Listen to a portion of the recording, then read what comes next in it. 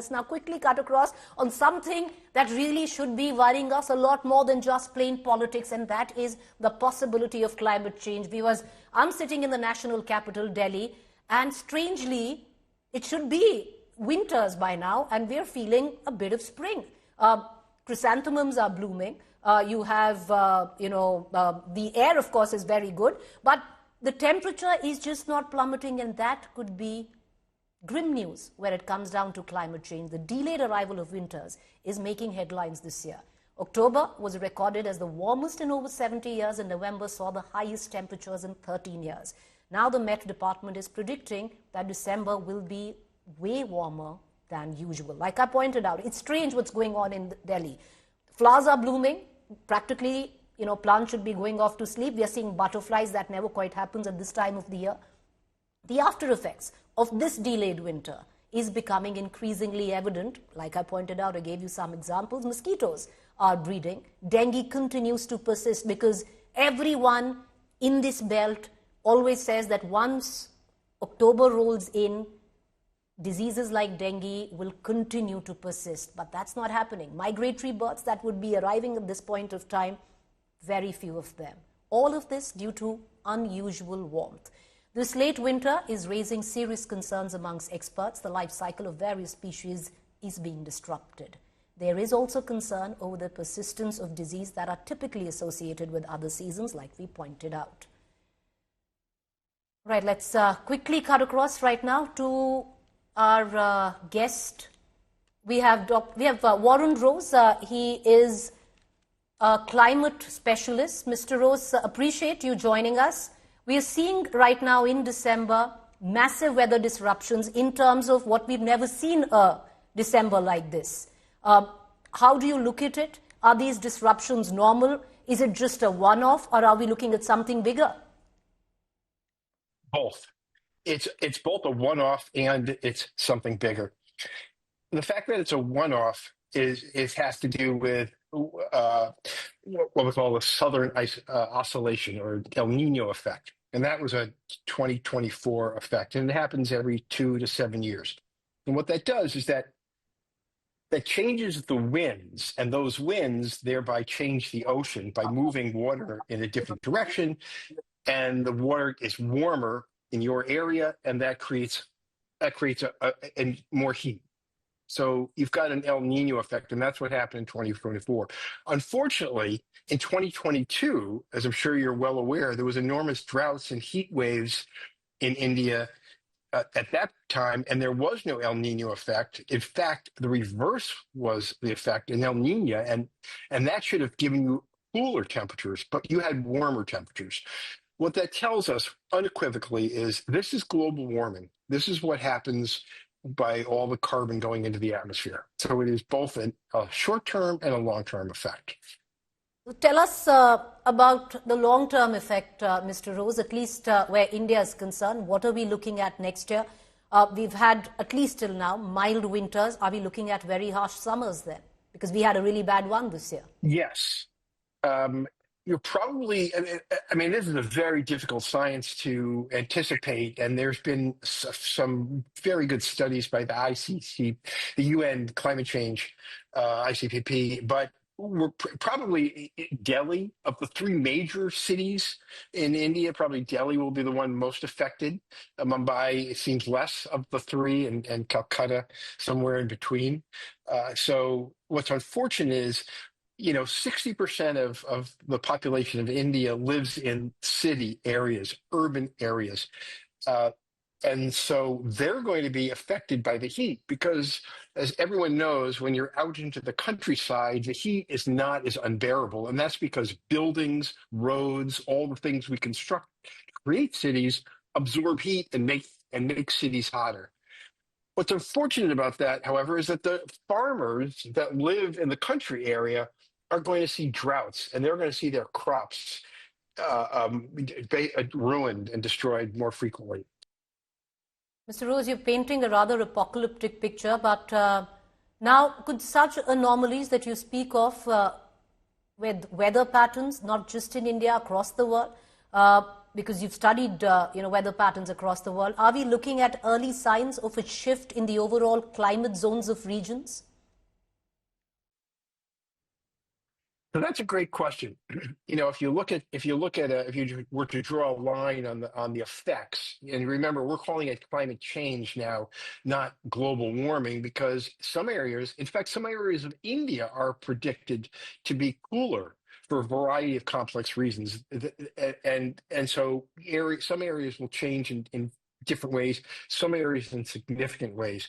Um, you're going to see um, you're going to see patterns that are unpredictable as well. So I think in the near future, you're going to see more 40-degree Celsius heat days throughout India, and that's unfortunate.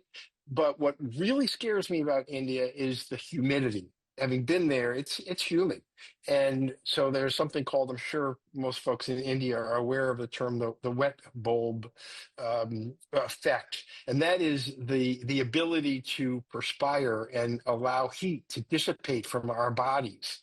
Well, so when the water evaporates from our bodies, it takes with it the heat. In fact, the very science of a water molecule leaving our body needs heat for it to happen, and it pulls that heat from our body. That's why perspiring cools us off.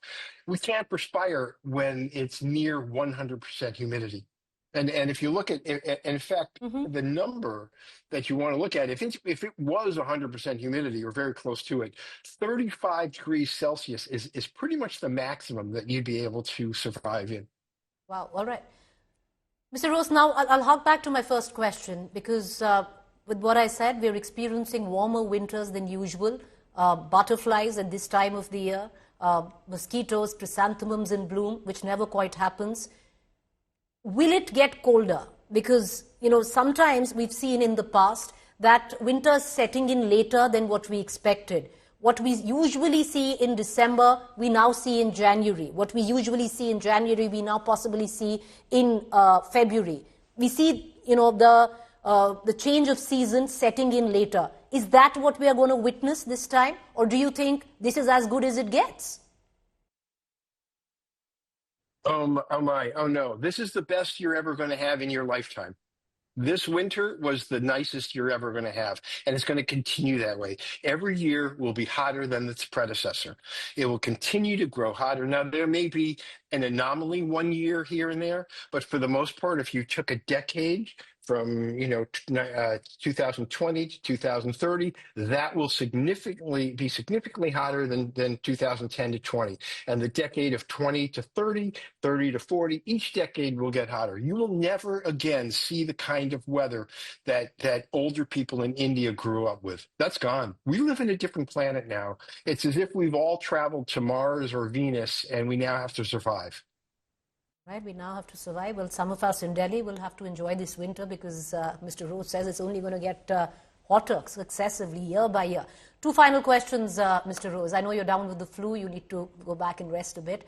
But a lot of biologists, a lot of doctors who are studying these weather patterns seem to suggest that these weather conditions are going to give rise to infections, diseases that we haven't quite seen. Is it being alarmist? What do you make of it? Well, it is for a variety of reasons. One is, when we're not well, we're more we're more susceptible to infections. But if you look at how we get infections like malaria, for example, and dengue and certain infections, so it's not only the humans that are going to be affected, it's the fauna and the flora that are also going to be affected. And so areas that never saw certain diseases and certain infections are going to see them now for the first time. So yeah, you will see more of those kinds of diseases that heat brings. Absolutely. I don't mean to create this scenario that it is completely catastrophic, but it will be catastrophic for the people whose lives are upended. I am sure that there are plenty of people in India that have moved to the cities that were on farms, lived on farms for generations, long before they can even remember, and the farms provided them the fruits and vegetables that they needed, sustenance, and those farms no longer can do that because either they're underwater or they're drought conditions. And that's not just in India, of course, that's in Pakistan and throughout the region.